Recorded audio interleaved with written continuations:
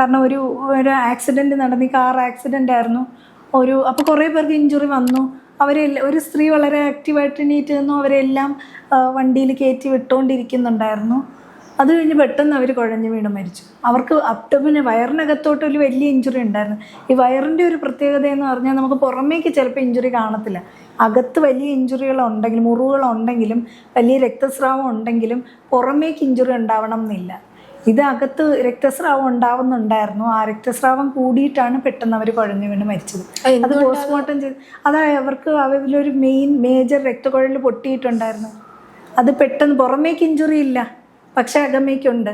അപ്പോൾ അത് ഉടനെ കൊണ്ടുപോയി അത് പെട്ടെന്ന് രക്തസ്രാവം ഇങ്ങനെ വന്ന് നമ്മുടെ ബോഡിയുടെ ഒരു 1/3, നമുക്കൊരു ശരീരത്തിൽ 6 ലിറ്റർ ബ്ലഡാണ് ഉള്ളത്. അതിൻ്റെ ഒരു 1/3, ഒരു 2 ലിറ്റർ ബ്ലഡ് പെട്ടെന്ന് പോവുകയാണെങ്കിൽ ഡെത്ത് സംഭവിക്കും. പെട്ടെന്ന് പോവുകയാണെങ്കിൽ 2 ലിറ്റർ ബ്ലഡ് പോകുമ്പോൾ അപ്പം തന്നെ മരണം സംഭവിക്കും.